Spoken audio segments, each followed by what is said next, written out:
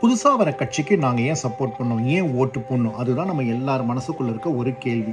உங்களுக்கு ஒரு 2 நிமிஷம் இருந்தால் இந்த வீடியோவை பாருங்கள். நான் வந்து லண்டனில் ஒரு கார்ப்பரேட் கம்பெனியில் ஒர்க் பண்ணுறேன். கடந்த 10 வருஷமாக எங்களுக்கு ஒரு சிஇஓ இருந்தாங்க. 10 வருஷம் முன்னாடி என் கம்பெனி கொஞ்சம் ப்ராப்ளத்தில் இருந்தது. ஆனால் இந்த சிஇஓ வந்து நிறைய மாற்றங்களை கொண்டு வந்து என் கம்பெனியை வந்து ஒரு பெரிய லெவலில் வளர்த்துட்டாங்க. ஆனால் போன மாதம் புதுசாக ஒரு சிஇஓவை அனௌன்ஸ் பண்ணாங்க. எல்லாருக்குமே ரொம்ப ஷாக்கிங்காக இருந்தது.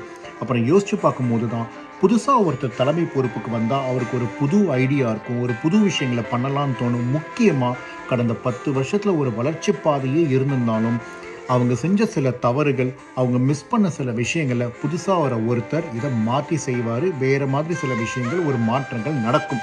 இதுதான் கார்ப்பரேட்டாக நடந்தது.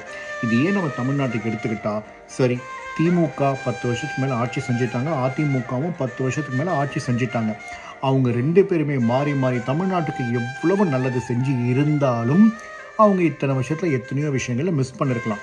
ஸோ இன்றைக்கி புதுசாக ஒரு கட்சி வந்தால் இவங்க செய்யாத பல விஷயங்களை இவங்களால் செய்ய முடியும். முக்கியமாக புதுமையாக செய்ய முடியும். இந்த 2 இன்றைக்கி புதுசாக வந்திருக்க 2 கட்சிகள், ஒன்று என்டிகே, நாம் தமிழர், நம்ம டிவிகே. நாம் தமிழர் கட்சி சீமான் அவர் சொல்கிற கொள்கைகள் எனக்கு சில சமயங்களில் பிடிச்சி தான் இருக்குது. அவர் வந்து இலவச நிலை இருக்க வேணாம், மக்களுக்கு வேலை வாய்ப்பு, அதுக்கப்புறம் அக்ரிகல்ச்சர், ஃபார்மிங், நிறைய விஷயம் பேசுகிறாரு.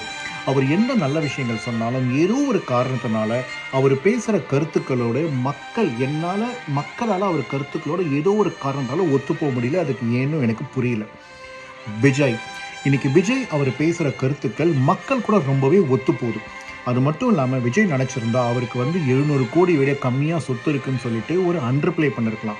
அப்படி இல்லையா, இன்னும் ஒரு 20 வருஷம் படத்தை நடித்து ஒரு 5000 கோடி சம்பாரிச்சு லண்டன் மாதிரி ஒரு இடத்துல பெரிய பேலஸை வாங்கி 500-600 வேலைக்காரங்களை வச்சு ராஜ வாழ்க்கையை வாழ்ந்திருக்க முடியும்.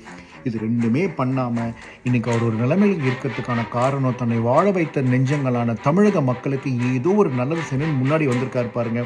அதுக்காகவே அவருக்கு ஒரு வாய்ப்பை கொடுக்கணுங்க. விஜய் ஆட்சிக்கு வந்து தமிழ்நாட்டை அப்படியே மாற்றிடுவார் அப்படின்றதுக்கு யாராலும் இன்றைக்கி உத்தரவாதம் கொடுக்க முடியாது. ஏன்னா அந்த கேள்வி நீங்கள் எழுப்புறீங்க. ஆனால் அப்படி செஞ்சுட்டா என்ன பண்ணுவீங்க? தமிழ்நாட்டுக்கு ஒரு மாற்றம் வரணும், தமிழ்நாட்டுக்கு ஒரு புது ஆட்சி வரணும். கடந்த 60 வருஷமாக தமிழ்நாட்டுக்கு என்ன மற்ற கட்சிகள் பண்ணிருக்காங்க நம்ம எல்லாருக்குமே தெரியும். அவங்க நல்லது பண்ணதாகவே இருந்துட்டு போட்டோம். ஆனால் எத்தனை வருஷம் தான் நம்ம இன்னும் பழைய ஐடியாவையும் பழைய மக்களையும் பழைய அந்த ஆட்சி செஞ்சவங்களையும் நம்ம இன்னும் அவங்க கூடவே நம்ம ட்ராவல் பண்ணிகிட்டு இருப்போம். இன்னைக்கு காலங்கள் மாற மாற புதுசாக ஒருத்தர் வந்திருக்காரு. அவருக்கு ஒரு வாய்ப்பை கொடுத்து அவர் என்ன பண்ணுறாரு நம்ம பார்க்கணும். இதுதான் என்னுடைய கருத்து.